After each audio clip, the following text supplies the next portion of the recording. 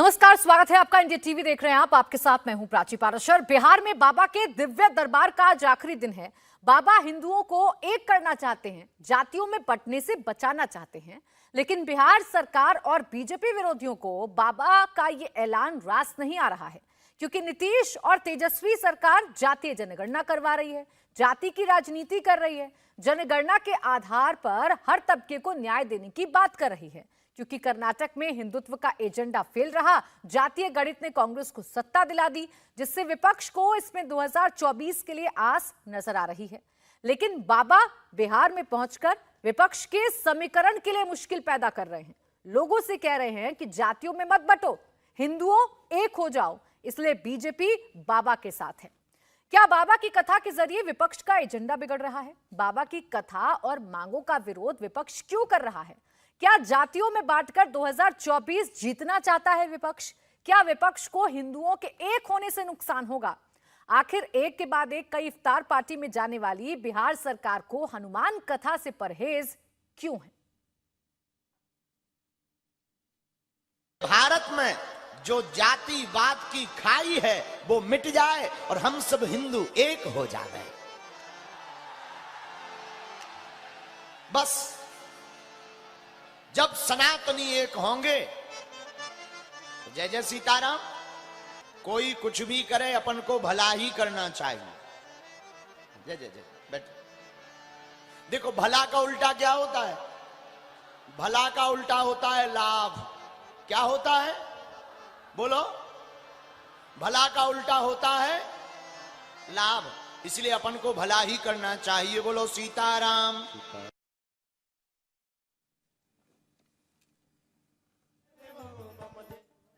जो जातिवाद की खाई है वो मिट जाए और हम सब हिंदू एक हो जाए। तो जातियों की खाई मिट जाए, हम सब हिंदू एक हो जाएं, ये वो बाबा का डायलॉग है जिस पर सबसे ज्यादा सियासत भी हो रही है और जिससे विपक्षी दलों की बेचैनी बढ़ना भी लाजमी है।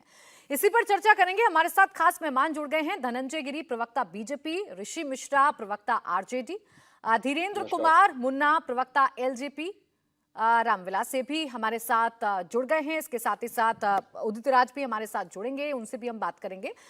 लेकिन मैं शुरुआत धनंजय गिरी जी आपसे करना चाह रही हूं। सवाल ये है कि आप हिंदुत्व का एजेंडा आपका चूंकि कर्नाटक में फेल हो गया, तो बिहार में क्या कोई नया एक्सपेरिमेंट बीजेपी बाबा बागेश्वर के मुखौटे के साथ कर रही है क्या?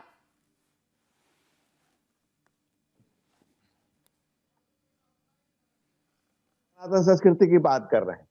हतभागी समाज, हतभागी देश आज राष्ट्रवादी शक्तियों के हाथ में सशक्त हुआ है। जो सौभाग्य घटित हुआ है हम सबके सामने है। कभी सरजू का सैलाब जो था, आज वो बिहार की तरफ मुड़ गया है। राम जन्मभूमि के बाद नई आवाज है वो सीता जन्मभूमि से। राष्ट्र की अस्मिता और सतीत्व का सम्मान का सिलसिला अब यहीं से होगा। यह तो आगाज है, कुछ भी अंदाजा मत लगाइए। राम की धरती उत्तर प्रदेश पे तो बुलडोज है, यहाँ बजरंग डोज होगा। बाबा बागेश्वर जो कह रहे हैं, बागा बागेश्वर के दरबार में लोग स्वतः जा रहे हैं, स्वतः स्फूर्त समाज जागृत हो रहा है। ये सनातन संस्कृति का वो जागृत काल है। वो दौर कुछ और था। आज सोया हुआ सनातन चैतन्य सजग है। वो दौर कुछ अलग था, ये दौर कुछ अलग है। सेकुलरों की लंका जलना तय है। बिहार की लाज लूटने के लिए जो बेलज व्यवस्था यहाँ खड़ी है, उस रावण कांत होना तय है। रावण कभी मरता नहीं, इसे बार बार हर युग में मारा जाता है। आसुरी शक्ति के खिलाफ हर वक्त प्रतिशोध हुआ और आज भी हो रहा है। मांस और मदिरा की ये जो ताकत है, ये महावीर के सामने नहीं टिकने पाएगी। बिहार की तरुणाई आज अंगड़ाई ले रही है। रहा न कुल को रोहन हारा वाली स्थिति उन राजनीतिक दलों की होगी जो महावीर के सामने मांस और मदिरा पर प्रवेश करके लोगों को रोकने की कोशिश कर रहे हैं। ये समाज जागृत हो रहा है। बागेश्वर बाबा अपने मन से क्या कर रहे हैं? बिहार की तरुणाई की जो अंगड़ाई है उसको आवाज दे रहे हैं। वो सनातन संस्कृति के ध्वजवाहन कर रहे हैं। राम राज्य की जो बापू की परिकल्पना थी, राम राज्य की जो गांधी जी ने सोचा था, कमर में तो गीता आप क्या कर रहे हैं धनंजय जी? आप क्या कर रहे हैं? अगर विपक्ष पर आप आरोप लगा रहे हैं तो आप क्या कर रहे हैं? आप भी तो बाबा बागेश्वर के नाम के साथ अपनी राजनीति बनाने की कोशिश कर रहे हैं। आरोप तो ये लग रहे हैं आप पर। क्यों आप चाहते नहीं है कि जातियों में हिंदू बढ़ जाए? देखिए, कुछ तो लोग कहेंगे लोगों का काम है कहना। बिल्कुल कह रहे हैं भाई। राष्ट्रकवि दिनकर ने बिहार में बहुत पहले से कहा है कि जाति जाति का शोर मचाते केवल कायर क्रूर, जा पाते हैं सम्मान तपोबल से भूतल पर सूर, जाति जाति के सम्मान चिल्लाते केवल कायर क्रूर। तो हम इस बात को कह रहे हैं कि बात जब सनातन संस्कृति, गुरे सनातन धर्म की हो रही है, सनातनी की हो रही है। अच्छा, हिंदू राष्ट्र में जो धर्म कहता हो कि एकम सत विप्रम बहुधा वदंती, एक ही सत्य है, उसे अलग अलग लोग अलग अलग तरीके से कहते हैं। अब इससे ज्यादा ओपनली बात क्या हो सकती है, ठीक खुले दिल की बात क्या हो सकती है? दूसरे जगह पे अगर आप दूसरे पंथों में जाएंगे तो क्या कहते हैं? ठीक है, यानी इधर धनंजय माइके जी आप और एक्सेप्ट हाइके। कर रहे हैं कि बाबा बागेश्वर अगर वहां पर कोई भी कार्यक्रम कर रहे हैं तो बीजेपी का पूरा पूरा समर्थन है, और चूंकि ये नहीं, राजनीति को भी सनातनी सूट कर रहा संस्कृति है, का आप कोई लोगों भी को ये व्यक्ति सूट कर रहा है, तो आप खुलकर राखी। सामने आकर अब विपक्षी दलों को घेर रहे हैं। आप एक सेकंड रुक जाइए, आपकी बात का मैं काउंटर ले लूं। हमारे साथ ऋषि मिश्रा हैं, प्रवक्ता आरजेडी। ऋषि जी, आपको क्या आपत्ति है अगर बाबा बागेश्वर बिहार में आ गए और वो अपनी कथा कर रहे हैं, हनुमान जी की बात कर रहे हैं, कह रहे हैं जातियों में मत बंटिए, सब एक साथ हो जाइए, तो इसमें क्या आपत्ति है आपको? हमें कोई आपत्ति नहीं है, कोई भी आके हनुमान चालीसा पढ़े, कोई दिक्कत नहीं है। मैं आपसे एक सवाल पूछना चाहता हूं, हर एक 5 साल पे जो आपको इलेक्शन होता है, क्यों होता है? हम सरकार से, हमारे पास जो भी उम्मीदवार होता है, चाहे वो फिर एमएलए का आता हो, एमपी का आता हो, हम क्या सवाल करते हैं उनसे? उनसे सवाल यही ना करते हैं कि आपने हमें रोजगार दिया कि नहीं, हमारे यहाँ इन्फ्लेशन का क्या रेट है, हमारे गांव का रोड बना कि नहीं, अस्पताल बना कि नहीं, इसके बारे में हम कब चर्चा करेंगे? आप जो है 1 साल बाद फिर से एमपी का चुनाव होने जा रहा है, 9 साल हो गए भाजपा की सरकार को यहाँ पर, ये आज का वक्त तो हमको उनसे सवाल करने का। खैर, ये आपका एजेंडा है, आप अपना एजेंडा चलाइए, कोई दिक्कत नहीं है।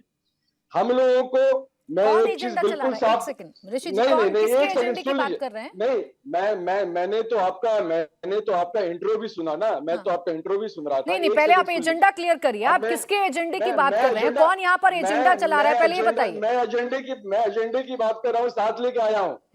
9 साल से जो सरकार है, भाजपा सरकार है, उसके लिए ये सब सवाल है, लेकिन हम सवाल नहीं पूछ सकते, हम आपके कैमरा पे सवाल नहीं पूछते। अरे ऋषि जी, कहाँ बाबा बागेश्वर को आप किसी एजेंडे से जोड़कर देख रहे हैं? मुझे लगता है, सुनिए एक सेकंड, सुनिए ऋषि जी, अगर आपको इतनी चिंता है बिहार की, तो आइए बिहार के विकास पर आपसे चर्चा कर लूं। आपने कितना विकास किया है बिहार का, ये हम सब जानते हैं, मैं चर्चा कर लूं आपसे। लेकिन ये विकास की भावना, जब इफ्तार पार्टी में आप लोग टोपी लगाकर जाते हैं, तब आपको क्यों नहीं नजर आता है कि हम नहीं जाएंगे इफ्तार पार्टी में, हम विकास की बात करेंगे? क्यों नहीं जाएंगे इफ्तार में?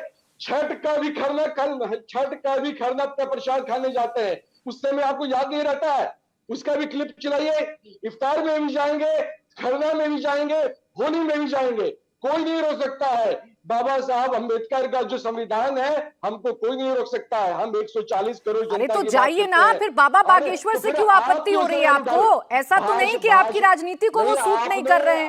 आप जो एक एजेंडा चलाने की कोशिश कर रहे हैं कि जातियों में बिहार बढ़ जाए, ऐसा तो नहीं कि उसी पर चोट कर रहे हैं बाबा बागेश्वर? देश के प्रधानमंत्री बोलते हैं मन से, मैं तो पिछड़ा का बेटा हूं। उस समय तो आपने सवाल नहीं किया था, उस समय तो आपने नहीं पूछा है कि देश का प्रधानमंत्री कैसे ऐसे बोल सकता है। क्यों नहीं पूछा आपने उनसे सवाल? आपको इतनी मिर्ची क्यों लग रही है ऋषि जी? इतनी मिर्ची क्यों लग रही है आपको? मैं तो आपसे सवाल करने के लिए आपको यहाँ पर बैठाया है, आप आते ही नाराज होने लगे, आप आते ही गुस्सा होने लगे। ऐसा क्या कर दिया बाबा बागेश्वर ने जो आप इतने नाराज हैं? आपने सवाल क्यों पूछा? आपने पूछा कि इफ्तार में आप क्यों जाते हैं, क्यों पूछा आपने? ये क्यों नहीं पूछूंगी मैं, क्यों नहीं पूछूंगी? अब सवाल भी आप तय करेंगे मेरे, अब सवाल आप तय करेंगे मेरे। एक सेकंड रुकिए, पहले अपना एजेंडा आप अपनी पार्टी में चलाइएगा, मेरे शो में आकर मत चलाइएगा। अपना एजेंडा अपनी पार्टी में चलाइएगा, मेरे शो में आकर मत चलाइएगा। मेरे सवाल आप तय नहीं करेंगे। सुन लीजिए मिस्टर ऋषि मिश्रा, आप मेरे सवाल आकर तय नहीं करेंगे, ये सुन लीजिए आप। चूंकि आपने कहा, एक सेकंड रुक जाइए, मैं और क्लियर कर देती हूं आपको। चूंकि आपने कहा कि हम तो विकास की बात करना चाहते हैं, हम तो बीजेपी से सवाल पूछना चाहते हैं, इसलिए मैंने आपसे काउंटर किया कि उस वक्त क्या आपको याद नहीं आता जब आप इफ्तार पार्टियों में जाते हैं?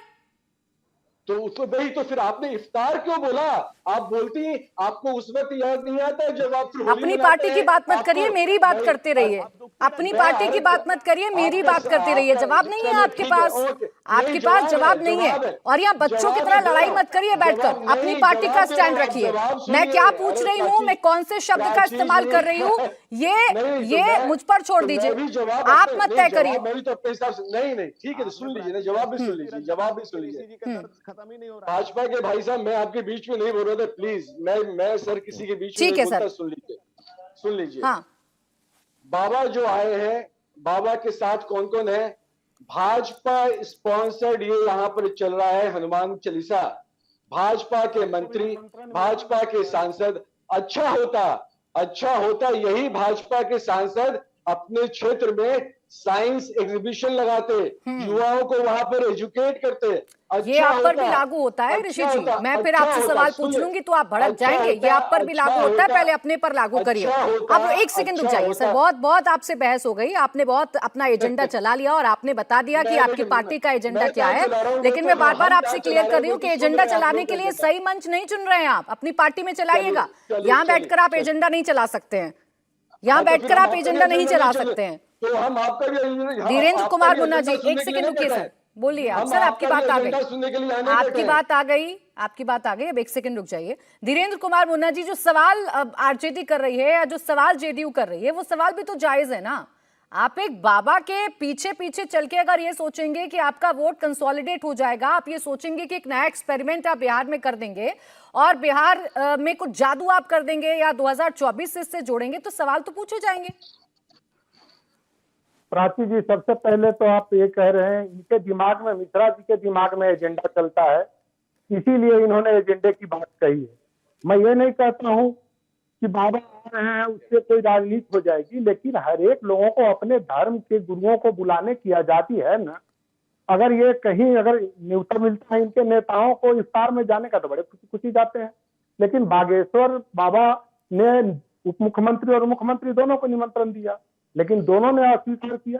तुष्टीकरण की तो हद है नहीं है। हर एक धर्म में आप जाते हैं, कौन मना करता है, जाइए। लेकिन अगर यहाँ पर बहुसंख्यक लोगों ने अगर अपने धर्म के प्रचार के लिए, अपने भगवान के स्मरण के लिए अगर किसी संत को बुलाया है, तो किसी संत का अपमान करना यह भी बिहार की परंपरा थोड़े रही है।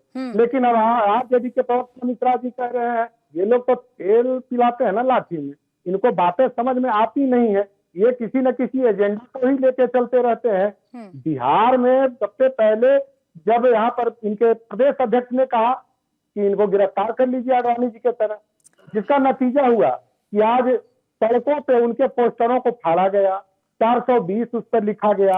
नहीं तो जो हिंदू राष्ट्र की बात बाबा बागेश्वर अपने मंचों से कर रहे हैं, अपने पंडालों से कर रहे हैं, आप लोग समर्थन कर रहे हैं क्या उनकी इस मांग का? मैं समर्थन सभी धर्मों का करता हूँ, सभी संतों का करता हूँ। बाबा कोई संवैधानिक दे रहे हैं क्या बयान? बाबा संसद में दे रहे हैं, लेकिन किसी के धर्म संसद में अगर कोई बात उठती हो उस पर भी कोई रोक है क्या?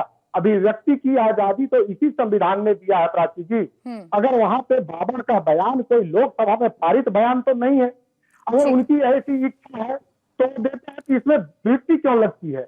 इन्होंने बाबा रामदेव का भी विरोध किया था, और जब लोग जनहित की बात कर रहे हैं, जनता के फायदे की बात कर रहे हैं, कि इनके नेता ही मुख में दंत कांति लगा बाद में उन्हीं का प्रचार करने लगे।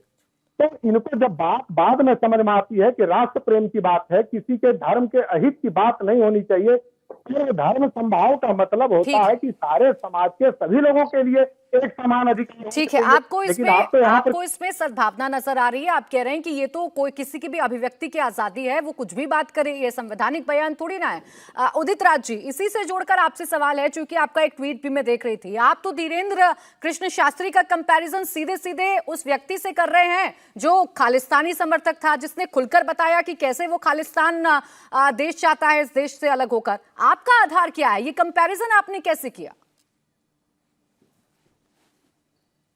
देखिए प्राची जी, कोई धर्म का प्रचार करे उसका स्वागत है, उसमें मेरा या किसी का क्या हस्तक्षेप हो सकता है।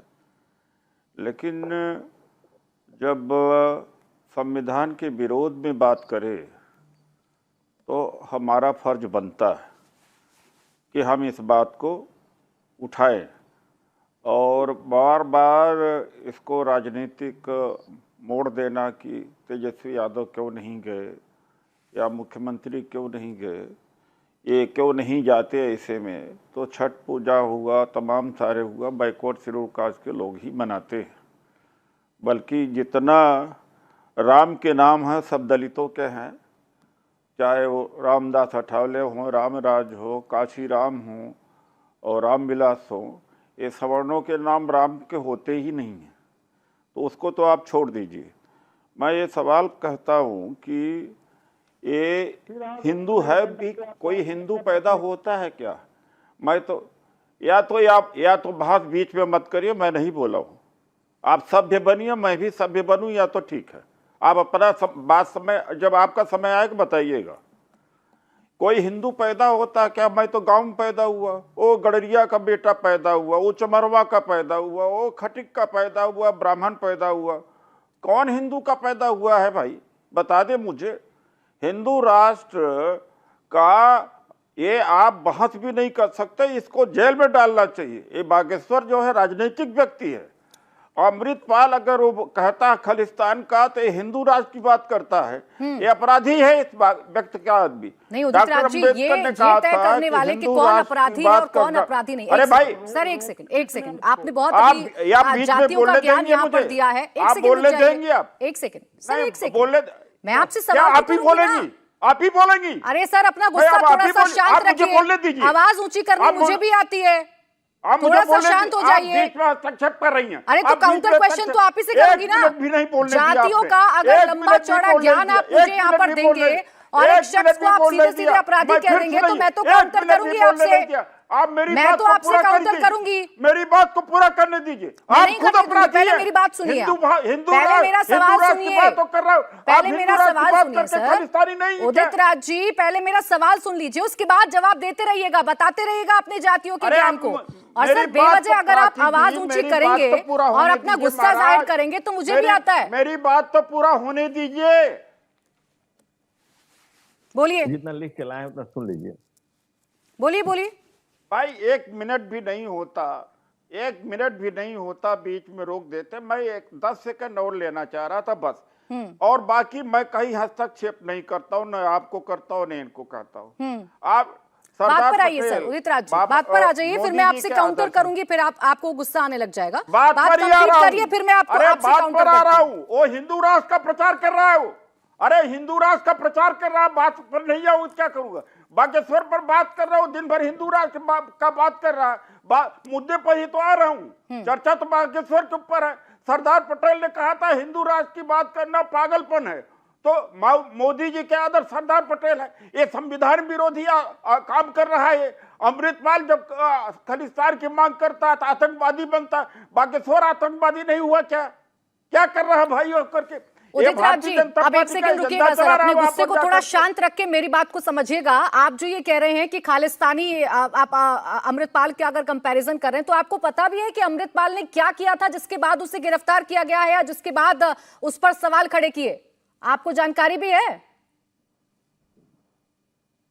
जो भी खालिस्तान की बात करता हो आतंकवादी माना जाता है। नहीं, एक सेकंड रुकिए पहले उदित राज जी, अमृतपाल पर लौट कर आइए। आपको क्या ये जानकारी है कि अमृतपाल ने ऐसा क्या किया था जिसके बाद उस पर गिरफ्तारी की तलवार लटके उसे गिरफ्तार किया गया? ये ठग हिंदू राष्ट्र की बात कर रहा है। अरे सुनिए ना सर, उदित राज जी पहले मुझे बताइए आपका कंपैरिजन कितना सही है। आप ये बताइए मुझे कि अमृतपाल ने ऐसा क्या किया था जिसे गिरफ्तार किया गया? बताइए, क्या सिर्फ खालिस्तान शब्द का इस्तेमाल किया इस वजह से गिरफ्तारी हुई थी उसकी? यस, आज कोई भी खालिस्तान का करता है गिरफ्तार हो जाता है। खालिस्तानी झंडा लेकर। उदित राज जी फिर शायद आपको पता नहीं है, आपने वो तस्वीरें नहीं देखी हैं कि कैसे अमृतपाल अपने समर्थकों को लेकर एक थाने पर धावा बोलता है, कैसे तलवारें लहराता है, कैसे पुलिस को मजबूर करता है कि उसके साथी को छोड़ दिया जाए। आप पहले ये दुरुस्त कर लीजिए, बाबा बागेश्वर ने ऐसा कुछ किया है क्या?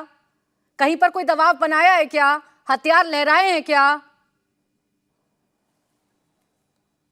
कोई जवाब नहीं। देखिए, खालिस्तान का जो भी समर्थक था अजनाला थाने में गया, छुड़ा के लाया, ये और जगहों पे होता। खालिस्तान शब्द या खालिस्तान की आवाज उठाना जो भी उठाता आतंकवादी है। और अमृतपाल ही नहीं, कई दर्जन गिरफ्तार हुए हैं इसी बात का कि खालिस्तान बनाने का समर्थक है वो।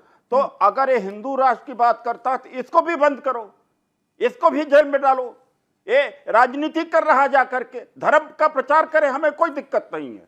ये जाकर के हिंदू राष्ट्र की बात कर रहा हूँ। अरे बीजेपी के उदित नेता राज जी कहाँ बोल से रहे हैं। कहाँ कंपैरिजन करने लग गए। अमृतपाल जो कहता था वो देश के टुकड़े करने की बात कहता था, क्या देश को तोड़ने की बात कही है बाबा बागेश्वर ने एक भी बार? ये क्या देश का टुकड़ा नहीं होगा क्या? जैन कल अपना मांगेंगे। द्रविडियन राष्ट्र की बात बहुत पहले उठ चुकी है, मालूम है आपको? द्रविडियन राष्ट्र तमिलनाडु तमिलियन कल्चर का ये अच्छा ठीक है, आपकी बात का जवाब विनोद बंसल जी देंगे, विश्व हिंदू परिषद के। चर्चा हो रही है। अच्छा ठीक है, विश्व हिंदू परिषद के प्रवक्ता के तौर पर बैठ रहे हैं विनोद बंसल जी। उदित राज जी तो सीधा सीधा कंपैरिजन बाबा बागेश्वर का कर रहे हैं अमृतपाल से और कह रहे हैं कि ये तो अपराधी हैं, इनको उठाकर जेल में डाल देना चाहिए, जैसी बातें ये अपने पंडालों से कर रहे हैं। प्राची जी, कांग्रेसी आजकल बौखला गए हैं, न उनके पास कोई नीति है, न कोई दर्शन है, न कोई कानून है और न ही उनकी समझ है। कैसे कैसे पैनलिस्ट को आप डिबेट में बैठा लेते हैं जिनको न ज्ञान है और न ही वो ज्ञान को बताना चाहते हैं।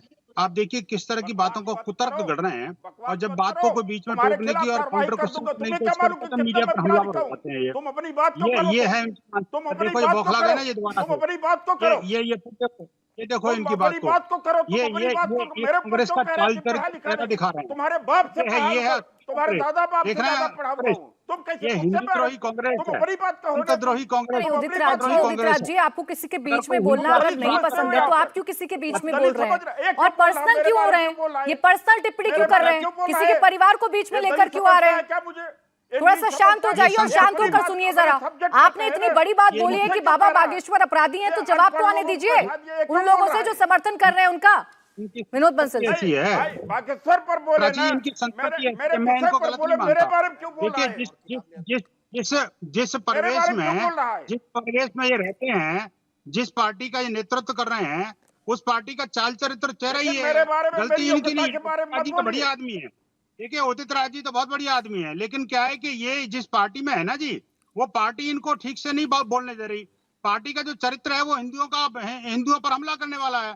पार्टी का चरित्र है संतों को अपमानित करना, पार्टी का चरित्र है भगवा को आतंकवादी कहना। तो आखिरकार इन्होंने नया क्या कर दिया? उदित राज बोल रहा, पार्टी नहीं बोल रही है। उदित राज बोल रहा, पार्टी नहीं बोल रही, उदित राज बोल रहा। तो ये तो लुढ़कने लौटे हैं, जैसे जैसे लुढ़कते जाएंगे वैसे वैसे बजते जाएंगे, उसी तरह की साउंड आएगी उसमें। उल्टा हो जाएंगे तो कुछ और साउंड आएगी और सीधा हो जाएंगे तो कुछ और साउंड आएगी। लेकिन बात यह देखो, बाबा बागेश्वर के बारे में जिस तरह की अभद्र और अशोभनीय और अमर्यादित टिप्पणी उन्होंने की है, ये मैं कांग्रेस के अध्यक्ष से कहूंगा कि उन पर माफी मांगे और इनको भी इस बारे में अपने माफी मांगनी चाहिए। एक पूज्य संत के बारे में, जिसके बारे में लाखों लोगों की भीड़ इकट्ठी हो रही है, जो 2 कौड़ी का आदमी आकर के टीवी चैनल पे डिबेट में जाकर के उनको आतंकवादी कह दे और उनको अपराधी कह दे, इससे बड़ी शर्मनाक बात इस देश के लिए कुछ नहीं हो सकती। ऐसे लोगों को जेल में डालना चाहिए। मैं कहता हूं जो कि इस तरह से पूज्य संतों का अपमान कर रहा है, जनता तो जवाब देगी। लेकिन कांग्रेस के ऐसे जो है ना चरित्र हैं, उन चरित्रों को भी कांग्रेस समेटे अपने आप, अन्यथा तो हिंदू समाज स्वीकार नहीं करेगा। संतों का अपमान हो या इस देश के भगवा का अपमान हो या हिंदू राष्ट्र का अपमान हो, मैं कहता हूं हिंदू राष्ट्र ये हिंदू राष्ट्र की परिकल्पना क्या है विनोद बंसल जी? आपसे मैं समझूंगी ये हिंदू राष्ट्र जो इस वक्त सबसे ज्यादा चर्चाओं में है, इसकी परिकल्पना क्या है ये आप समझाइएगा मुझे, क्योंकि अगर ये देश संविधान से चल रहा है, देश अगर सेक्युलर है, तो हिंदू राष्ट्र की मांग करना कितना जायज है, इसका मतलब जरूर समझाइएगा। आदिल हसन जी, प्रवक्ता AIMIM भी हमारे साथ जुड़ गए, उनके पास में जाऊंगी। उदित जी आपके पास भी आऊंगी। ब्रेक के बाद स्वागत है आपका, आप देख रहे हैं मुकाबला। आदिल हसन जी, ब्रेक पर जाने से पहले आपका कॉमेंट रह गया था बाबा बागेश्वर पर हुए इस बवाल पर। सबसे पहले आप बता दीजिए आप लोगों का क्या स्टैंड है? AIMIM किस तरीके से देख रही है उनके पंडालों को लगाना, उनके हनुमंत कथा को कहने को? मैम, सरकार को कोई भी धर्म का अगर कोई भी आते हैं तो उसका प्रचार करना चाहिए। बिहार सरकार ये नौटंकी कर रही है। एक मंत्री इनके स्वागत में है, राजद के विधायक इनके बाबा के इस्तकबाल में, और एक मंत्री खिलाफ में बोला है। क्या नौटंकी? अरे कोई भी आयोजन होना चाहिए बिहार में। बिहार गुरु गोविंद जी महाराज, शेरशाह सूरी, मखदूम यहिया मनेरी, एक से एक बड़े बड़े संतों की, गौतम बुद्ध की सरजमी रही है। इसमें दिक्कत क्या है? कि बिहार सरकार जो नौटंकी कर रही है, अभी रमजान में दंगा हुआ था, वहां पर मदरसा अजीजिया जला गया। नीतीश जी को फुर्सत नहीं और ड्रामा करने के लिए अफ्तार पार्टी दिया था। रोहतास में तेजस्वी यादव को जाने का फुर्सत नहीं था, ना बिहार शरीफ गए थे तेजस्वी यादव। ड्रामा करते हैं ये करके, ये मुसलमानों को डराना चाहते हैं कि मुस्लिम वोट इनका एकजुट हो, इनको डर के इनको वोट दे। अरे बाबा आए थे, गांधी मैदान में प्रोग्राम कराना चाहिए था। जो इंतजाम सरकार करती है, आयोजक से पैसा लेती है, अच्छे से करती है। इतना दूर जाके नौबतपुर में क्या जरूरत था कराने का? वहां पर बहुत लोग बोल रहे हैं कि वहां हम नौबतपुर में इसलिए करा रहे हैं कि वहां पे जमीन की दाम बढ़ जाए, बहुत रियल एस्टेट के लोग जुड़े हुए इसलिए वहां पर कराया गया। गांधी मैदान से बड़ा बिहार में कोई मैदान नहीं है, वही कराना चाहिए था बिहार को। तेज प्रताप कुछ बोलते हैं, तेजस्वी कुछ बोलते हैं, मंत्री कुछ बोलते हैं, ये समझ में नहीं आ रहा है सरकार है कि चोचू का मुरब्बा है। कोई सरकार होता है ना, सिस्टम से चलती है ना सरकार। अगर बाबा गलत बोलेंगे तो लॉ ऑफ द लैंड काम करता, वो कर रहे हैं। सबको अपनी भक्ति, सबको अपना धर्म प्रचार करने का भारत का संविधान इजाजत देता है। ना हम हिंदू राष्ट्र चाहते हैं, ना मुसलमान राष्ट्र चाहते हैं, हम संविधान का राष्ट्र चाहते हैं जो बाबा साहेब अम्बेडकर ने बनाया। हमारे बाप दादा ने इस देश की आजादी के लिए कुर्बानी दी है। हम जानते हैं इस देश में हमारे लहू है, हमारा खून है, इसलिए अब ये मिट्टी मेरी है, भारत मेरा है। हम किसी का विरोध नहीं करते, सबको संविधानिक तरीके से प्रचार करने की इजाजत है। ये बिहार सरकार ये नौटंकी बंद करे 4-5 दिनों से। और जो कर रहा है, ये तेजस्वी यादव कुछ बोलते हैं, तेज प्रताप कुछ बोलते हैं, इनका मंत्री सुमित सिंह कुछ बोलते हैं, एमएलए राजद का जाकर बाबा के दरबार में बैठता है, ये क्या ड्रामा है? नीतीश जी क्यों नहीं पूरा पोजीशन अपने आयोजक समिति को बुलाते, अपने ऑफिसर को बोलते, होम सेक्रेटरी को बात करके मामला हल करता है? ये ड्रामा क्या कर रहे हैं? बेवजह भाजपा का डर दिखा के मुसलमानों का वोट लेना, ये सिर्फ ड्रामा है बिहार सरकार का। चलिए अब तो जवाब दे दीजिए ऋषि मिश्रा जी। अब तो आदिल हसन जी सीधे सीधे कह रहे हैं ये आपकी नौटंकी है। और इस बार इफ्तार पार्टी वाला जिक्र मैंने नहीं किया है सर, इस बार आदिल हसन जी ने किया है कि इफ्तार पार्टी में जाकर तो आप बखूबी आदिल हसन साहब के लिए हम लोग यहाँ नहीं बैठे हैं। और आदिल हसन साहब एक ही समझ लीजिए, 2024 तक भाजपा के जितने अलायंस है ना, अलायंस पार्टनर्स, उनमें से ये लोग भी हैं। इसलिए इनके बारे में हमको ज्यादा नहीं बोलना है। और बिहार सरकार का नीतीश कुमार 17 साल तक भाजपा की गोद में आदिल भाई बने थे। आदिल भाई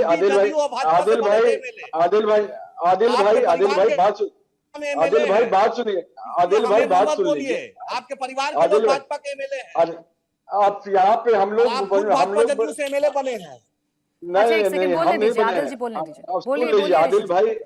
आदिल भाई ऑन कैमरा क्या बोला जाता है उससे पहले थोड़ा सोच लिया करिए, क्या बोल रहे हैं नहीं बोल रहे हैं। थोड़ा सा जो है ना रखा नहीं रखिए। अरे धैर्य रखिए, धैर्य रखो यार। कर रहे हैं ये ड्रामा क्यों? नीतीश जी ड्रामा कर रहे हैं क्यों नहीं यार? अच्छा थोड़ा सा, अच्छा चलिए उनकी बात आने दीजिए। आदिल जी एक मिनट उनकी बात आने दीजिए। वैसे बहुत नाराज हो जाते हैं ऋषि मिश्रा साहब, तो अब ऐसा ना हो कि जवाब ही ना दे पाए आपकी बातों पर। जवाब दे दीजिए। देंगे, अरे जवाब हम आपका भी देंगे मैडम। एक चीज समझ लीजिए, हम लोगों को किसी से कोई दिक्कत नहीं है। कोई किसी भी धर्म का कोई भी व्यक्ति आके अपने धर्म का प्रचार करे, कोई दिक्कत नहीं है। लेकिन एजेंडा के तहत भाजपा द्वारा स्पॉन्सर्ड अगर कोई व्यक्ति भाजपा के लिए काम करेगा तो उससे हम लोगों को आपत्ति है। एक चीज समझ लीजिए, हम लोग भी हिंदू हैं। सुबह सुबह घर में स्नान ध्यान करके अपने इष्ट देवता का पूजा करते हैं। हम कैमरा लेके मंदिर नहीं जाते हैं। हम जो है साल में एक बार ऑन कैमरा लेके अपनी माँ के पास नहीं जाते आशीर्वाद लेने के लिए। हम लोग हर रोज अपनी माँ का सेवा करते हैं। इसलिए हिपोक्रेसी जो है ना, हिपोक्रेसी में हम लोग विश्वास, इसलिए हिपोक्रेसी में हम लोग विश्वास। एक सेकंड ऋषि जी, आपने कहा कि आप लोग ड्रामा नहीं करते हैं। आपने कहा कि कोई भी आए अपने धर्म का प्रचार करे, हमें कोई दिक्कत नहीं। अब रुकिए एक सेकंड रुक जाइए ऋषि जी पहले सवाल सुनिए। अगर आपको कोई आपत्ति नहीं है, अगर आपको किसी से भी कोई डर नहीं है, अगर आपको लग रहा है कि आपकी राजनीति से खराब नहीं हो रही है, तो बयान क्यों दे रहे हैं फिर आप लोग? छोड़ दीजिए, आए हैं कथा करने के लिए, कथा करने दीजिए। नहीं लेकिन वो तो मैंने कहा ना, बयान देके इस बढ़ावा जो व्यक्ति बाबा अंबेडकर के संविधान से छेड़छाड़ करने की कोशिश करेगा, हम उसका विरोध करेंगे। अंबेडकर बाबा द्वारा हमारे लिए एक ही बाबा है, संविधान। और कोई भी व्यक्ति अगर संविधान से आ रही हूँ आदिल जी, आ रही हूँ। संविधान से छेड़छाड़ करने की कोशिश करेगा, बोलिए आदिल जी।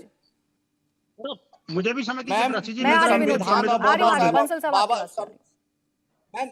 मैम संविधान और बाबा साहेब अम्बेडकर की बात कर रहे हैं। और वही संविधान के तहत एक दलित आईएएस ऑफिसर के कातिल को इन्होंने छोड़ा है बिहार सरकार ने अभी कुछ दिन पहले। और ये संविधान की दुहाई कर रहे हैं, और वो एक दलित आईएएस ऑफिसर के कातिल को इन्होंने छोड़ा है। यही बिहार सरकार ने तेजस्वी यादव के कहने पर नीतीश जी ने कैबिनेट का रूल बदला और आज छोड़ा है यही बिहार सरकार ने। आज बाबा अंबेडकर की बात करे, किस मुंह से बात करे? उस दलित ऑफिसर के परिवार के साथ क्या हुआ? कैसे 2012 में रूल बदला गया था, 2012 में दलित आईएएस ऑफिसर रूल बदला गया था, 2022 में रूल नहीं बदला गया है। आईएएस ऑफिसर को 2000 नियम जो है, दलित आईएएस ऑफिसर के कातिलों जो को भी हुआ हुआ है, है आपने देखा है प्राची में तक सवाल और संविधान के हिसाब से हुआ है। ऋषि जी, और जो भी बदलाव ऋषि जी, आप पूछिए, ऋषि जी, ऐसे चिल्लाइए मत बीच बीच में किसी के भी। अभी रुकिए आदिल जी, धनंजय जी, अब एक सेकंड रुक जाइए। धनंजय जी, सीधा सीधा आरोप ये है, अभी चाहे उदित राज जी हो, चाहे ऋषि मिश्रा हो, चाहे आपके जितने भी विरोधी हो, सीधे सीधे सब यही कह रहे हैं कि स्क्रिप्ट आपकी है जो बाबा बागेश्वर बिहार में आके पढ़ रहे हैं। आपने मुझे प्राची जी, अगर कोई भी आ व्यक्ति, रही हूँ उदित जी, आ रही हूँ। प्राची जी, कोई भी व्यक्ति अगर गेरुआ वस्त्र पहन ले, भगवा वस्त्र पहन ले, तो उसको भाजपाई होने का टैग लगा देंगे। अभी जो आरजेडी के प्रवक्ता कर रहे थे, बिल्कुल ठीक कर रहे थे। कैमरा के सामने मंदिर नहीं जाते हैं, कैमरा के छुप के मंदिर जाते हैं। कैमरा के सामने तो सिर्फ इफ्तार करने जाते हैं, क्योंकि अल्पसंख्यकों के वोटों पर इनकी दावेदारी बनी रहे। कैमरा जहां चालू वहां टोपी लगाएंगे, चले जाएंगे। कैमरा ऑफ करा के मंदिर जाते हैं। दूसरी बात, जो उदित राज जी कह रहे हैं, राजनीति में अस्त हो चुके अपने अस्त व्यवस्था को ठीक करने के लिए हमारे सांसद रहे हैं। एक बार इन्होंने जीवन में मोदी नाम का माला जपा और सांसद का मुंह देखा इन्होंने। एक बार के सांसद है जो हमारी पार्टी से सांसद रहे, लेकिन कहते हैं ना कि संगत से गुण होते, संगत से गुण जात। जहां कांग्रेस में पहुंचे उन्होंने बदल दी अपनी बात। तो ये जो संगत का दुर्गुण है, और इस राम इस देश के मिट्टी में है, राम कड़कड़ में है, राम जन जन में है, राम आस्था में, राम लोक आस्था में। इस देश का दलित, वंचित, शोषित, पीड़ित हर किसी के मन में राम है। सबरी के राम है, केवट के राम है। इस देश के दलित, वंचित, शोषितों ने अपने नाम के आगे राम या पीछे राम जरूर लगाया है। राम इस आस्था के केंद्र में, राम इस देश की संप्रभुता है, राम इस राष्ट्र का प्रतीक, राम इस राष्ट्र की पहचान है। इसीलिए दलितों, वंचितों, शोषितों, पीड़ितों ने राम को सबसे ज्यादा चाहा है। और राम के जो सबसे बड़े अनुयायी हनुमान है, उस हनुमान की कथा हो रही है और उस कथा पर व्यथा कही जा रही है। अच्छा, तो जो दिव्य दरबार में हिंदू राष्ट्र की बात बाबा कर रहे हैं, आप समर्थन कर रहे हैं क्या? बीजेपी खुलकर कह रही है हिंदू राष्ट्र बनना चाहिए। कि मैं उस संविधान को आत्मसात करके जीता हूं जिस डॉक्टर बाबा साहब भीमराव अम्बेडकर ने बनाया और जिसके पहले पन्ने पर राम दरबार लगाया। मैं बापू के उस सपने को, कमर पे गीता और मुंह में राम रखे हुए बापू को, जिनका सपना था कि राम राज्य हो, जिनकी समाधि पर हे राम लिखा है, कितने बड़े संविधान प्रेमी हैं आप, ये बताइए कि जो हिंदू राष्ट्र की बात बाबा कर रहे हैं, आप उसके साथ हैं या नहीं? इसका जवाब हिंदू दीजिए। कहता है कि हिंदू होने में क्या है? जो हीनता से खुद को दूर करे वो हिंदू है। जो कहे कि एकम सत विप्रम बहुधा बदंती वो हिंदू है। जो कहे कि आपसे हिंदू की परिभाषा नहीं पूछ रही हूं। मार्ग अलग अलग है। अरे मैं आपसे हिंदू की परिभाषा नहीं पूछ रही हूं, मैं आपसे पूछ रही हूं कि जो बाबा बागेश्वर कह रहे हैं हिंदू राष्ट्र बनना चाहिए, आप उसके समर्थन में हैं या नहीं? सीधा सा सवाल है मेरा। देखिए, भारतवर्ष में दुनिया के सारे पंथ, सारे धर्म, सारे मजहब यही पाए जाते हैं। दुनिया में सिर्फ एकमात्र देश है भारतवर्ष। क्यों? क्योंकि यहाँ हिंदू बहुतायत में है, इसीलिए यहाँ पाए जाते हैं। तो दूसरे मजहब क्या कहते हैं? इट इज माई वे और हाईवे। अरे तो आप समर्थन कर रहे हैं? देखिए, बाबा की शुभाकांक्षा है, शुभेच्छा है। बाबा इसके लिए कोई आतंक नहीं मचा रहे हैं। अच्छा। बाबा की शुभाकांक्षा है, शुभेच्छा है। हर व्यक्ति अपने धर्म का प्रचार करता है, वो धर्म का प्रचार कर रहे हैं। ठीक है, अब एक सेकंड उदित राज जी, बाबा अपने धर्म का प्रचार कर रहे हैं, बाबा अपनी बात कह रहे हैं, आप तो सीधा सीधा उन्हें अपराधी कह रहे हैं। कांग्रेस अधर्म का प्रचार कर रही है। प्राची जी देखिए, आतंकियों के साथ खड़ी हुई है। प्राची जी, ओसामा को ओसामा जी बोलती है। देखिए, या तो मैं इतने देर तक मैं शांत रहा, डिस्टर्ब नहीं किया, एक मिनट उनको और आधा घंटे के बाद में दोबारा नंबर आया है, दोबारा आधा घंटे के बाद दिया। 2 मिनट 30 मिनट के अंदर 3 मिनट का टाइम दिया था मुझे, आधा घंटे के बाद दोबारा फिर भी बोलने नहीं दे रहे हैं। ये डिस्टर्ब कर रहे हैं, तो कहिए मैं आपका कर रहे हैं, तो ये भी कैलकुलेशन कर लीजिए कि कितने मेहमान हैं, सबको टाइम दिया जाएगा। क्यों नहीं करेंगे भाई? सबको टाइम दिया जाएगा तो फिर मत बुला, सबको टाइम दिया जाएगा। अकेले बैठा के सिर्फ आप ही से थोड़ी ना सवाल जवाब किए जाएंगे, सबको समय मिलेगा। टाइम नहीं देना है तो कब बुला? अरे मुद्दे पर सबसे पहले शुरू में कह दिया था कि फिर उदित राज जी कहेंगे कि उनको समय नहीं मिल रहा। एक सेकंड रुक जाइए, पहले उनको बात आने दीजिए, फिर आप काउंटर कर लीजिए। बोलिए। विक्टिम कार्ड खेलना है। देखिए, ऐसा शुरू में कहा था, वो धर्म का प्रचार करे, सम्मान है, कोई दिक्कत नहीं है बागेश्वर बाबा का। लेकिन वहां पर बीजेपी के नेता सम्राट चौधरी, रविशंकर, रामकृपाल यादव सब जाकर के मंच पर आप लोगों को भी इस बात का समर्थन करने जाते हैं हिंदू राष्ट्र का, हिंदू राष्ट्र बनाने का। और बिंदल जी की बात को उन्होंने कहा कि कैसे लोगों को आपने बैठाया, तो लगा कि हमें अपमानित कर रहे हैं क्या। मैं जानता नहीं हूँ, मैं साफ साफ बात कर रहा हूँ। ये एक बात यह है कि मैं कांग्रेस की तरफ से नहीं बोल रहा हूँ, मैं वैसे बोला। अरे भाई ये बीच में बोल क्यों रहे, या तो इनको बुलवाया जा रहा है क्या बीच में? भाई ये हिंदू राष्ट्र का प्रचार कर रहा है, और अब दोबारा ये या तो इनका म्यूट करिए, ये आदमी विनोद बंसल जी, विनोद बंसल जी थोड़ा सा पेशेंस रखिए। वो जैसे ही अपनी बात पर आते हैं आप बीच में बोल जाते हैं, फिर देखिए उदित राज जी गुस्सा हो जाते हैं, नाराज हो जाते हैं, पूरा कैलकुलेशन बताने लग जाते हैं। एक सेकंड रुक जाइए भाई। अरे उदित राज जी, आप क्या मेरा मजाक उड़ा रही है? उदित राज जी बताइए। मैं अपनी बात को कहूँ तो मजाक उड़ा रहा हूँ, आप मजाक उड़ा रही हैं। कब तक विक्टिम कार्ड खेलेंगे? उदित राज जी, एक तो मौका हमें न मिले और दोबारा अगर मैं बोलता हूँ बीच में कहते गुस्सा हो जा रहा। क्या आप बैठकर इतनी इंटेलेक्चुअल बातें कर रहे हैं? आप बैठकर जातियों का पूरा ज्ञान बता रहे हैं, आपको क्या ये सूट करता है कि आप बार-बार हर चीज को पर्सनल ले जाएंगे? मुझे बोलने नहीं दे रहे, ये सवर्ण मानसिकता के आदमी मुझे बोलने नहीं। अरे भाई उदित राज जी, मैं आपको अब इस बारे में नहीं बोलने दूंगी। अगर आप बैठकर यहाँ ये एजेंडा चलाने की कोशिश करेंगे कि सवर्ण आपको बोलने नहीं दे रहे हैं, तो सर प्लीज ये एजेंडा कहीं और चलाइएगा। आपको भरपूर मौका मिल रहा है, आपको भरपूर मौका मिल रहा है, आपको भरपूर मौका मिल रहा है। ये एजेंडा यहाँ मत चलाइए, ये एजेंडा यहाँ मत चलाइएगा, ये विक्टिम कार्ड यहाँ मत खेलिएगा। मेरा शो है और मैं पूरी तरीके से सुनिश्चित कर रही हूँ कि आपकी बात भी आए, विनोद बंसल जी की भी बात आए। तो यार जातियों का कार्ड मत खेलिए। बाबा बागेश्वर पे जवाब दीजिए। वो मुझे बोलने नहीं दे रहे। बाबा बागेश्वर पे जवाब दीजिए। वो मुझे बोलने नहीं दे रहे। अरे सर हो गया ये कार्ड नहीं चलेगा आपका। बाबा बागेश्वर पर जवाब दीजिए। विनोद बंसल जी एक सेकंड मौका मत दीजिए उन्हें बोलने का। वो फिर बोलेंगे कि मैं मेरी जाति के आधार पर यहाँ ये सब कुछ हो रहा है।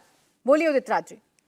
मैं बोलूंगा इसलिए कि जब ये बोलते हैं बिंदल जी मैंने या किसी का हस्तक्षेप किया, जब मैं बोल रहा हूं तो मुझे बोलने ही नहीं दे रहे हैं, तो क्या फायदा? जब वो भी बोले मैं भी बोलूं तो मेरी बात जाएगी ही नहीं, तो मैं क्या कहूंगा? फिर वो बोल रहे हैं क्या कहूंगा? थोड़ा सा आगे बढ़ जाइए। ये जो हजारों लोग सैकड़ों लोग जेल में बंद है पंजाब में, किस बात का? कि खालिस्तान के समर्थक है। हिंदू राष्ट्र की बात करना, हिंदू संविधान का विरोध की, हिंदू संविधान के खिलाफ काम करना, संविधान के खिलाफ काम वो भी है। खालिस्तान की आवाज उठाना, हिंदू राष्ट्र की आवाज उठाना, द्रविड़ राष्ट्र की आवाज उठाना, ये संविधान विरोधी है। सारा संविधान विरोधी कार्य बागेश्वर जी के द्वारा किया जा रहा है। बीजेपी के लोग समर्थन, या बीजेपी खुल करके कह दे हमें कोई दिक्कत नहीं है, बीजेपी खुल करके कह दे हमें कोई दिक्कत नहीं है कि हम हिंदू राष्ट्र चाहते हैं, तब तो कोई बात नहीं है। लेकिन ढाल बना करके, बाबा को ढाल बना करके अपना वोट तैयार करना, ये हिंदू धर्म का प्रचार नहीं है, हिंदू धर्म का दुरुपयोग किया जा रहा है। ठीक है उदित राज जी, अब बीच में आपको टोक दूंगी तो आप फिर से कार्ड खेलने लग जाएंगे, जिस कार्ड का आप फायदा उठाने की कोशिश कर रहे हैं। लेकिन आप अंतर करना सीख लीजिए। बाबा बागेश्वर ने सिर्फ बयान दिया है, और जो बार बार आप खालिस्तानियों से या बार बार आप अमृतपाल से उनका कंपैरिजन करते हैं, तो मैंने आपको याद दिलाया कि अमृतपाल ने क्या किया था जिसके बाद उसकी गिरफ्तारी हुई। एक भी ऐसी घटना आपकी नजर में है कि बाबा बागेश्वर ने ऐसा कुछ किया है, धीरेन्द्र कुमार शास्त्री ने ऐसा कुछ किया है? तो बताइए मुझे। और बिहार में तो सरकार महागठबंधन की है, करिए कार्रवाई। मैं जवाब देता हूँ। हाँ। ओके, अजनाला थाने में जाकर के भीड़ लेकर के इकट्ठा करना, छुड़ा लेना या और जगहों पे होता है। बात है कि खालिस्तान की मांग का जो भी समर्थक है गिरफ्तार किए जाए। होता है जहाँ कार्रवाई नहीं बात होती है। बाबा बागेश्वर की ही नहीं है, बात मैं बीजेपी से पूछना चाहता हूँ, रविशंकर जी से, और इसी व्यवस्था के तहत आप अफसर रहे हैं, सम्राट चौधरी और बड़े जी से, पदाधिकारी नरेंद्र रहे मोदी जी से, हैं, उसके बाद आप सांसद रहे संविधान हैं, में विश्वास कौन से ऐसे करते हैं जगह कि पे नहीं होता है विश्वास करते, और कब होता है तो उस पर कार्रवाई नहीं होती है। मैंने आपसे एक घटना पूछी थी, आपसे एक उदाहरण पूछा था, ये लंबा चौड़ा ज्ञान नहीं पूछा था मैंने सर आपसे। मैंने आपसे एक उदाहरण पूछा था कि बाबा बागेश्वर ने क्या कहीं पर हथियार लहराकर किसी पुलिस थाने में जाके कहीं कोई चढ़ाई की है, सिस्टम को चुनौती दी है? तो बताइए मुझे। और खुद कार्रवाई करी आपकी सरकार है। मैं ये नहीं जान रही थी आपसे कि खालिस्तान क्या होता है और बाबा बागेश्वर क्या कह रहे हैं। अब एक सेकंड रुक जाइएगा। धीरेन्द्र कुमार जी, सारे सर मैंने भरपूर मौका दिया है आपको, रुक जाइए। बाकी मेहमान भी हैं, फिर वो भी कहेंगे कि उदित राज जी को ही मौका मिल रहा है और किसी को नहीं मिल रहा। धीरेन्द्र कुमार जी, उदित राज जी का पॉइंट ये है कि ये सब कुछ वोट बैंक के लिए है। आपको डर लग रहा है कि जातियां बट रही हैं, तो आप हिंदू को कंसोलिडेट करने के लिए बाबा बागेश्वर का सहारा ले रहे हैं। उदित राज जी को तो मैं बताना चाहता हूं कि इनके नेता मोहब्बत की दुकान खोलने के लिए निकले थे और पहला इनका उद्बोधन से हो रहा है। अब इनको लग रहा है कि कहीं जातियों में जो टुकड़े टुकड़े करके रखे हैं, अगर वो जमात बन जाए तो उससे कष्ट होगा। अरे पहले आप अपने नेता को देखिए ना। और वोट के लिए आप अभी कह रहे थे सवर्ण अगला पिछड़ा कोई भी कुछ छोटी छोटी जातियों में बांटा है। आपके नेता तो टी शर्ट के ऊपर से हिंदू बताने के लिए जनेऊ पहना था, उसका भी आप जवाब दे दीजिएगा। राजद के नेता ऋषि मिश्रा जी ने कहा था कि भाई यहाँ पे साइंस का एग्जीबिशन लगाना चाहिए था बाबा को आके। आपके शिक्षा मंत्री जी ने किस तरह की शिक्षा की व्यवस्था की है पूरा बिहार जानता है, पूरा बिहार देख रहा है। और उदित राज जी, अगर ये देशद्रोह का मामला है ना, तो भैया सरकार किसकी है, रोक कौन रहा है? तो क्यों नहीं गिरफ्तार कर लेते, क्यों नहीं केस कर देते? अरे भाई, अगर वो धर्म का प्रचार कर रहे हैं, आपके खिलाफ कुछ नहीं वो बोल रहे ना, उनकी अपनी इच्छा है। राम को भी कितने लोगों ने किस किस रूप में देखा, कई लोगों ने अपने सोच को लिखा है किताबों में। तो जिसकी जैसी प्रभु देखी मूरत तीन तैसी, उनको अपने उस रूप में देखना। इसको अगर संवैधानिक लेते हैं कि यह संवैधानिक बयान है, तो मुझे आपके सोच पे कहती है। अब इनकी तुलना प्रीतम पाल से, भारत के 75वें अमृत काल में आप बाबा की तुलना प्रीतम पाल से कर रहे हैं उदित जी? कहीं से बोलिए, ये अलगाववाद की बात है क्या? ठीक है, अमृतपाल से कंपैरिजन हो रहा था। धनंजय जी एक सेकंड अमृतपाल से हो रहा था। धनंजय जी मैं आपके पास आऊं, उससे पहले आदिल जी कुछ ऐड करना चाह रहे हैं। आदिल हसन जी। मैम, ये बिहार सरकार और जो एमपी वहां गए थे, सबका टिकट आप लिख दीजिए, गिरिराज जी हो, चौबे जी हो और जो भी साहब हो, टिकट कट रहा है। इन लोग ने दोनों तरफ से अंडरस्टैंडिंग था, तुम खिलाफ बोलो, हम सपोर्ट पे बोलेंगे। और ये ताकि एक समुदाय विशेष को डर दिखा के महागठबंधन वोट ले और भाजपा अपने वोट को कंसोलिडेट कर दे। मेरा कहना, आते बाबा प्रोग्राम होता, आराम से प्रोग्राम करके बिहार सरकार का ड्यूटी था कि उनको सुरक्षा दिया जाए, उनका प्रोग्राम अच्छे से करा के मामला खत्म हो जाता। ये बेवजह का कोई मंत्री ड्रामा करता है, खिलाफ में बोलता है, कोई मंत्री सपोर्ट में बोलता है। अच्छा ठीक है, वोट बैंक का खेल है ना। मैं फाइनल कमेंट ले लूं धनंजय जी से, फिर समय समाप्त हो जाएगा। धनंजय जी, विरोधी भी ये समझ रहे हैं और फिलहाल देखकर ये लग रहा है कि ये सीधा का सीधी जो लड़ाई है वो इसी बात को लेकर है कि हिंदू वोट कैसे कंसोलिडेट होगा, क्योंकि एक्सपेरिमेंट तो बिहार से ही शुरू हो रहा था जातियों की जनगणना का। प्राची जी देखिए, जो भी सनातन संस्कृति की बात करेगा, सनातनी का झंडा बरदार बनेगा, जो अच्छे काम करेगा, समाज में सद्गुण लाने के लिए, सद्भाव लाने के लिए कोई भी व्यक्ति पूर्ण नहीं होता, कोई भी व्यक्ति ब्रह्म नहीं होता। बाबा जी स्वामी जी जो है वो बालाजी बागेश्वर का नाम ले रहे हैं। बागेश्वर का अर्थ क्या होता है? वाणी में जिसके ईश्वर हो। वो अपनी वाणी से लोगों को वो सम्मोहित कर रहे हैं, लोग उनके साथ जुड़ रहे हैं, लोगों को अच्छे गुड फीलिंग हो रही है और लोग स्वतः स्फूर्त चल के उनके पास आ रहे हैं। क्या अवर्ण, क्या स्वर्ण, क्या अगड़ा पिछड़ा, क्या दलित, क्या शोषित, क्या वंचित। और मैंने तो यहाँ तक सुना है कि कुछ दूसरे धर्मों के लोग भी उनके अनुयायी हैं जो उनके पास आ रहे हैं। तो इसमें कहाँ बांटने की बात है? हाँ, किसी पार्टी से जुड़ा हुआ व्यक्ति का कुछ सांस्कृतिक दायित्व भी होता है, कुछ नैतिक दायित्व भी होता है, कुछ सामाजिक दायित्व भी होता है, कुछ व्यक्तिगत दायित्व भी होता है। तो अगर कोई सेना बना रहा है उनके विरोध में, कोई सेना खड़ी कर रहा है कि हम उनका विरोध करेंगे, उनको आने नहीं देंगे, सामाजिक दायित्व बता रहे हैं, लेकिन आपके नेता और आप भी अभी देखिए खुलकर कैसे समर्थन कर रहे थे। विरोधी तो यही कह रहे हैं कि वो स्क्रिप्ट आपकी है जो बाबा बागेश्वर पंडालों में बैठकर पढ़ रहे हैं, जिससे आने वाले चुनाव 2024 में आप लोगों को फायदा हो सके। बहरहाल बहुत शुक्रिया आप सभी का हमारे साथ इस चर्चा में जुड़ने के लिए। इंडिया टीवी हर वक्त हर जगह डाउनलोड करने के लिए सर्च करें India TV news Google play store या ऐप स्टोर पर।